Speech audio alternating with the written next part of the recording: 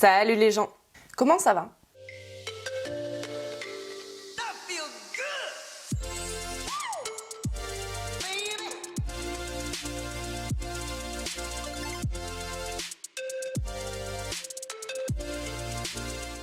Aujourd'hui, on se retrouve pour faire une vidéo que j'avais prévue depuis un petit moment maintenant. J'attendais juste de pouvoir me filmer tout en ayant mon téléphone dans les mains.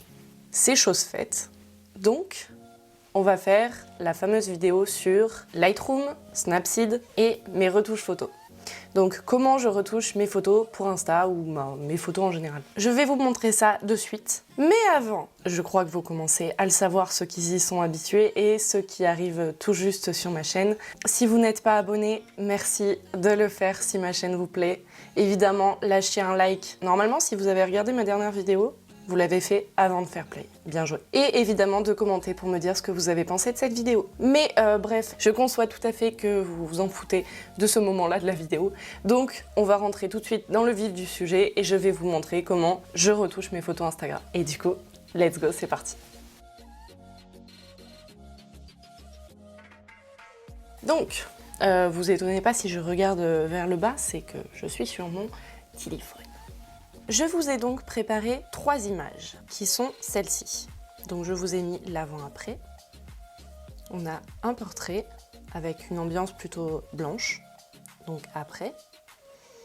Une image qui rentre tout à fait en accord avec les couleurs de mon feed, c'est-à-dire plutôt du beige, avec un petit peu de blanc, vraiment des couleurs un peu chaudes finalement. Donc après, et une photo de paysage avec un coucher de soleil pour vous montrer vraiment comment gérer les couleurs plutôt vives, style le bleu, le orange. Alors quand vous êtes sur Lightroom, j'ai juste importé mes photos dans Lightroom, rien de trop sorcier jusque-là. Et nous avons le panneau de modification de Lightroom. J'ai juste fait le recadrage parce que je pense que ça, normalement, vous savez gérer, mais ça c'est vraiment la photo sans retouche. On a donc les lumières, les couleurs, les effets, les détails. Et le reste, honnêtement, je ne m'en soucie pas du tout.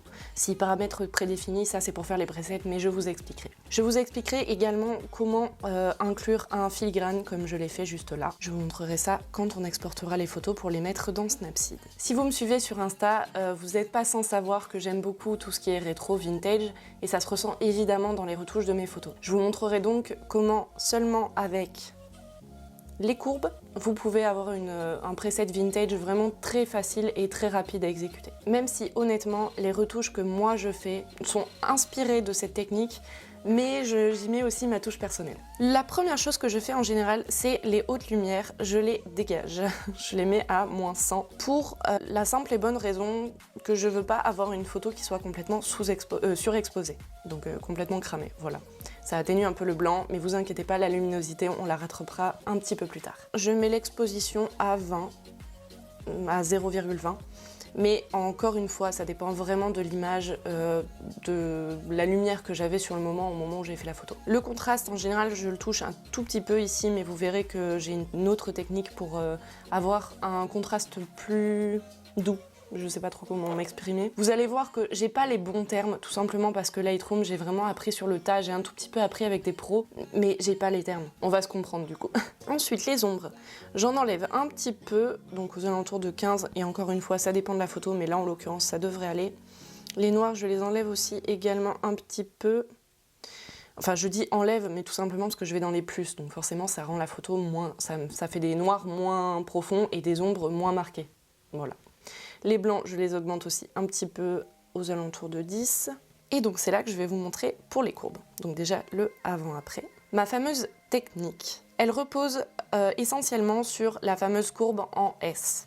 Alors ça paraît très barbare et dès qu'on touche, ça modifie plein de trucs. Donc ça peut faire très peur au premier abord. Mais je vous rassure, honnêtement, une fois qu'on a compris, c'est très simple. Donc comme vous pouvez le voir, en haut, ça bouge. Tout ce qui est... les lumières hautes, j'imagine que ça doit être ça. Et en bas, ça bouge les lumières basses. Je sais pas comment on appelle ça, mais ça rend la photo en tout cas plus sombre. La fameuse technique serait de mettre 5 points, donc un ici et un là, et les deux aux extrémités. Mais je n'utilise absolument pas cette technique de photographe, puisque je ne suis pas photographe, voilà. Ça va plus vite. En vrai, ce que je fais, c'est que Pour ma technique du preset vraiment vintage, on va augmenter en bas, descendre en haut, et comme vous le voyez, on perd quand même pas mal en contraste, mais c'est ce qui fait aussi le charme des photos vintage. Donc on va augmenter un petit peu les hautes lumières et descendre un petit peu les ombres pour justement récupérer ce fameux contraste. Donc comme vous l'aurez compris, je ne touche pas au curseur du contraste qu'on a directement dans les réglages, je le fais avec la courbe. Ensuite, pour le rouge, on fait la même chose, donc en haut, en bas, à droite, à gauche. En plus, je me suis trompée, c'est en bas et en haut. Et pareil, on fait une sorte de S, mais on évite de mettre du vert. Donc, je sais pas si vous arrivez à voir, mais ça fait déjà un effet un petit peu 80s, les appareils photo un peu à l'ancienne, style les Kodak jetables. Et le bleu, on va faire exactement la même chose.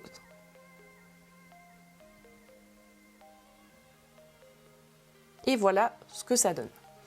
Moi, je modifiais mes photos au tout début, quand j'ai découvert cette technique, je les modifiais exactement de cette manière. Mais j'ai découvert qu'on pouvait bidouiller et que ça rendait mieux, enfin en tout cas à mon goût, à moi. Donc je vais vous montrer tout de suite ce que moi je fais avec ces fameuses courbes. J'utilise cette technique de manière hybride, on va dire. Je monte le point qu'il y a en bas, mais je ne touche pas en haut. J'augmente un petit peu les hautes lumières et je descends un petit peu, juste histoire de récupérer un petit peu de contraste. Ensuite, je touche au rouge et j'augmente un tout petit peu en bas, mais vraiment léger parce que vous voyez, sinon ça peut tout de suite être très moche. Donc là, on est plus dans les verts. C'est juste pour atténuer le vert parce que je veux absolument pas une photo verte, c'est moche. Et le bleu, pareil, mais vraiment léger. Que ça fasse un tout petit peu violet finalement. Parce que oui, rouge plus bleu, ça fait violet. Voilà. Voilà ce que je fais. Ensuite, on passe aux couleurs. On va tout de suite passer au mélange des couleurs parce que je pense que c'est ce qui fait le plus peur sur Lightroom avec les courbes. Généralement, le rouge, je le désature un petit peu, justement pour éviter d'avoir le visage complètement rouge. Donc voilà, aux alentours de 16. On va le mettre un petit peu plus vers le orange et on va le rendre un petit peu plus lumineux. Les trois couleurs que je touche le plus, c'est le rouge, le orange et le jaune quand je fais des portraits ou des photos de moi. Et tout ce qui est paysage, après évidemment je touche au vert, au bleu, c'est-à-dire les couleurs du ciel et de la nature en général. Pour ce qui est du orange, je le rends en général un tout petit peu plus rouge. Je le désature légèrement et je le rends plus lumineux. Encore une fois pour avoir une photo qui soit assez lumineuse. Et le jaune, c'est là où tout se joue parce que vous allez voir une grande différence. Je les dégage. En général, je les mets aux alentours de 65. Et vous voyez tout de suite une différence au niveau... Voilà. On a une photo qui est beaucoup plus pure, beaucoup plus mignonne à regarder.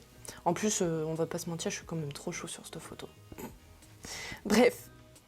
Donc, vous voyez, ça rend le blanc plus pur et vous allez me dire plus froid, certes. Mais la chaleur, on la récupère juste après, je vais vous montrer ça tout de suite. Donc, en général, la température, je l'augmente aux alentours de 14. Alors vous allez me dire, ça fait beaucoup quand même, parce que là, c'est pas beau. Et c'est là que la vibrance entre en jeu. Et la vibrance, je ne saurais même pas vraiment vous expliquer ce que ça représente. C'est un peu comme la saturation, c'est-à-dire que si on va au max, ça fait noir et blanc, mais pas tout à fait. Donc, hein, je sais pas, j'ai appris bêtement des techniques que j'applique. Voilà. Donc la vibrance, je la mets aux alentours de 16. Voilà. Et la saturation à -2, juste histoire de ne pas avoir des couleurs beaucoup trop vives. Pareil pour la teinte, je mets à +2 vers le rose, parce que je ne veux pas de vert dans ma photo, encore une fois.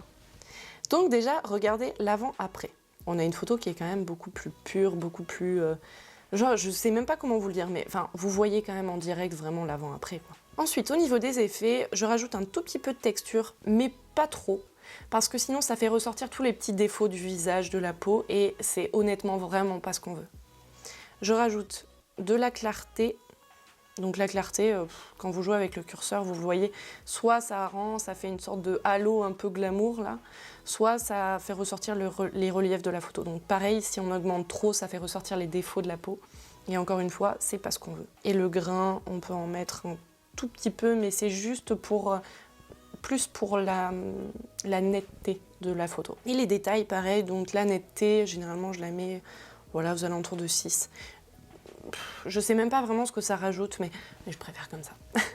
et je vais vous montrer comment mettre un filigrane. Partager sur, à côté vous avez un engrenage, vous cliquez dessus, inclure le filigrane, personnaliser, et là vous mettez ce que vous voulez, donc en texte ou en image. Vous pouvez même sélectionner un fichier, un logo à mettre sur votre image directement. Donc moi je l'ai déjà fait, cochez bien inclure le filigrane, enregistrer sur l'appareil et après on l'exportera dans Snapseed. Donc pour la suite, je vais aussi vous montrer comment créer un preset avec ce qu'on a déjà fait, donc avec les modifications qu'on a fait tout simplement sur cette image-là. On va aller dans créer un paramètre défini, vous donnez un nom, on va mettre preset vidéo essai, donc moi c'est juste pour la vidéo, hein. On clique ici. Et pour le mettre sur une image en particulier, vous allez sur cette image-là et vous allez tout au bout, comme je vous l'ai montré tout à l'heure, paramètres prédéfinis, preset vidéo essai. Et voici. Là, en l'occurrence, je vois que ça ne s'adapte pas forcément trop à cette image puisque ça rend le tout un peu trop fade à mon goût, même si on va modifier le tout dans Snapseed après, je trouve quand même que c'est un peu trop fade. On va modifier donc quelques trucs. Honnêtement, si vous pensez qu'un seul preset appliqué sur toutes vos photos vous donnera un feed Instagram, en l'occurrence on parle de feed Instagram, vraiment parfait, vous vous trompez. Il y aura toujours de la personnalisation sur chaque image, à moins que vous fassiez les mêmes photos tous les jours avec la même luminosité, à la même heure de la journée, etc. Sinon, ça ne s'appliquera pas pour toutes vos images. Là, en l'occurrence, je pense que ce qui fait un petit peu trop froid, je pense que ça se joue entre les mélanges de couleurs et les courbes. Donc dans les mélanges de couleurs, déjà, je vais resaturer un petit peu plus le rouge. Le orange aussi. Pareil pour le jaune, je vais en remettre un petit peu plus quand même. On va le descendre qu'à 40. La température, je vais la mettre à 16. La vibrance à 14. Et ensuite, la lumière, on va carrément complètement enlever le bleu. Et ça aussi. Les ombres également. Et les noirs. C'est déjà un petit peu mieux. Le contraste également. Après, quand vous vous y connaîtrez un peu mieux, ça ira beaucoup plus vite comme ce que je suis en train de faire là. Donc je vous montre un peu tout ce qui est possible de faire. La vibrance, on va encore la réduire. Et je pense que c'est pas mal. Avant, après. On a une image qui est quand même un peu plus joyeuse, va-t-on dire. Pour terminer, sur Lightroom, je vous montre également comment modifier les couleurs d'un coucher de soleil. On va appliquer mon paramètre prédéfini, mon preset que je fais d'habitude. Voilà ce que ça donne, c'est ce que je vous ai montré tout à l'heure. Sauf que je trouve que ça a tendance à... En fait, c'est parfait pour tout ce qui est, comme vous le voyez juste ici, là, c'est parfait pour tout ce qui est paysage. Mais pour ce qui est le ciel, ça le rend un petit peu plus fade et je trouve ça dommage. Donc, on va aller ici. Donc déjà, je vais remettre un peu plus d'ombre et de noir. Réduire un peu les blancs pour garder ce contraste entre le paysage qu'on voyait en bas et le ciel au-dessus. Au niveau des courbes, on va rajouter un petit peu plus de bleu, mais vraiment léger, pour pas que ça fasse violet en dessous. Et c'est là que le mélange des couleurs entre en jeu, au niveau du bleu. Donc après, vous testez, hein, vous voyez. Donc moi, j'aime beaucoup le bleu plutôt violet, qui tourne vers le violet. On va le mettre à 20. On va le resaturer un petit peu plus et l'assombrir un peu. Pareil pour le cyan.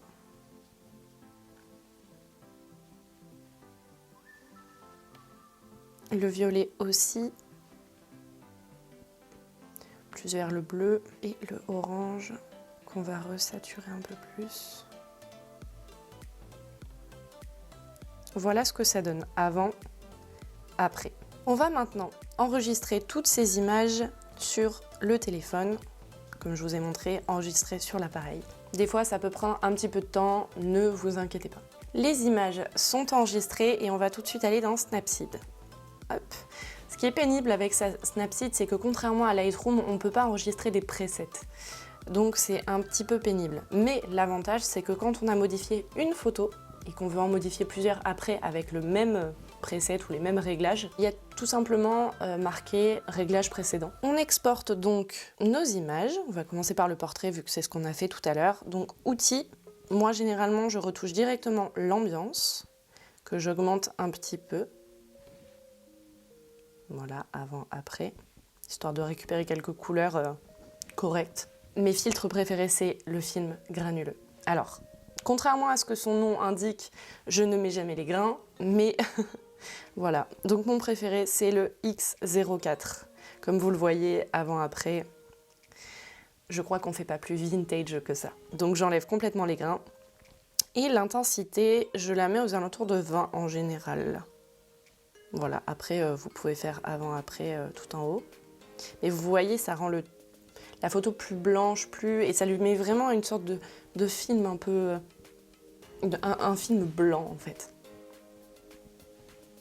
Voilà. Je remets généralement un petit film granuleux par-dessus, qui est le L03, que j'aime beaucoup aussi. Mais ça, tout dépend. Des fois, je ne le mets pas sur certaines photos. Donc, on va le mettre à 22. Voilà. Donc, avant, après. Et vous voyez, ça donne tout de suite cet effet un peu irréel, presque sorti d'un film. Vous voyez ce que je veux dire? Ensuite, détail.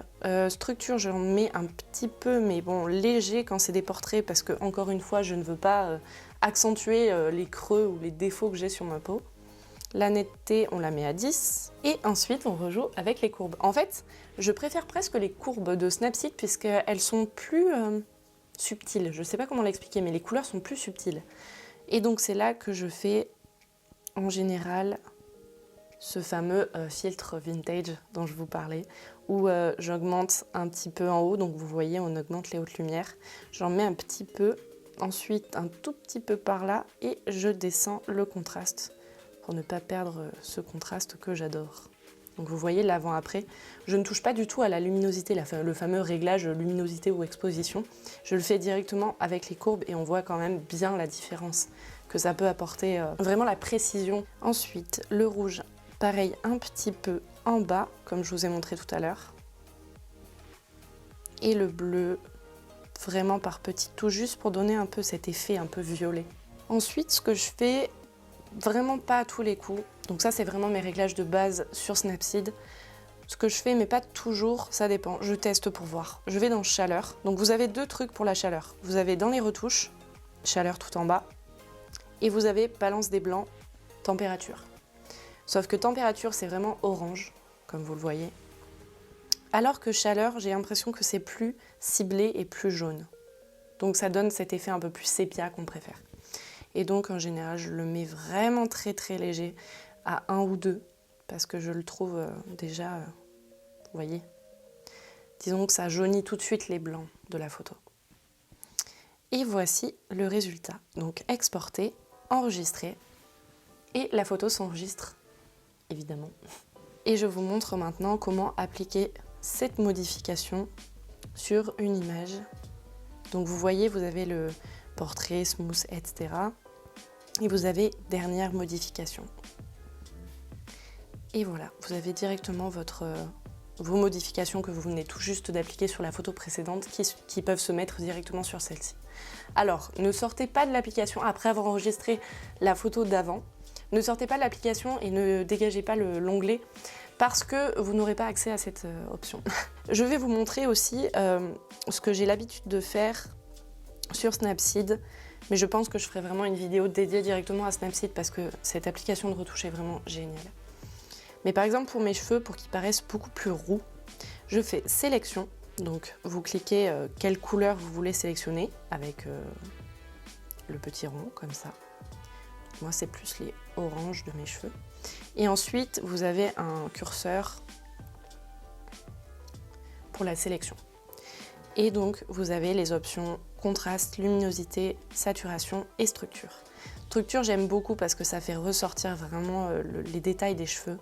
Donc en général je l'augmente un petit peu, j'augmente la saturation, un petit peu le contraste et la luminosité j'assombris. Et vous voyez la différence. Je suis beaucoup plus rousse. Donc ça, c'est une petite technique aussi.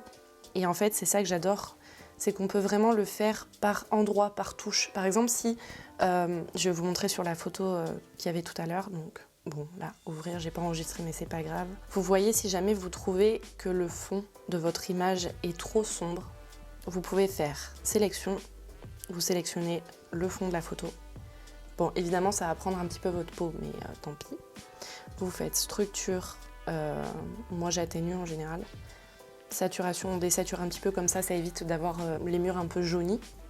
Et luminosité, hop. Et comme par magie, vous avez un fond d'image qui est beaucoup plus blanc, beaucoup plus pur. Et contrairement à Lightroom, cette option vous permet vraiment en fait de pouvoir modifier un endroit particulier de la photo, ce qui n'est pas disponible sur Lightroom, ou en tout cas je ne le sais pas. C'est possible hein, que je le sache pas. Je vais vous montrer la modification de mon coucher de soleil et ensuite on en aura terminé avec cette vidéo. Donc là également je vais faire ambiance. Ça, vous voyez, ça fait quand même ressortir beaucoup les couleurs, l'ambiance. Ensuite film granuleux, je vais aller très vite, hein, je vais vous montrer. Mais vraiment, le film granuleux, là par contre, j'en mets vraiment pas beaucoup parce que ça a tendance à plus atténuer en fait le coucher de soleil qu'autre chose, qui est quand même dommage. Les détails, évidemment, la structure, là il en faut beaucoup pour un paysage. Faire ressortir vraiment le relief des nuages et tout ça. Et tout va se jouer dans les courbes. Donc dans les courbes, j'apporte un tout petit peu de luminosité, mais alors vraiment pas beaucoup parce que c'est quand même un coucher de soleil, hein, il n'est pas censé faire très jour. Et c'est là donc au niveau des couleurs. Et le bleu, bien évidemment. Et voici l'avant, après. Vous voyez, j'ai toujours une sorte de film un petit peu violet sur mes images et c'est ça qui leur donne cette impression de vintage et de rétro, de vieilles photos. Et tout ça, c'est obtenu grâce au rouge et au bleu des courbes. Et voilà, je pense que je vous ai tout expliqué. Je vous remets par ici un petit avant-après des images modifiées. Si vous avez vraiment une demande de preset particulière, je ne sais pas si je vais être assez douée pour le faire, mais en tout cas, n'hésitez pas à m'envoyer un message sur Insta ou directement dans les commentaires sur YouTube. Référencement, hein, toi-même tu sais. Mais en tout cas, j'essaierai de faire ça avec plaisir pour essayer de vous aider. J'espère que cette vidéo vous aura plu. N'hésitez pas à regarder mes autres vidéos, à lâcher un like, à vous abonner évidemment. Et en attendant, moi je vous dis à plus pour une prochaine vidéo.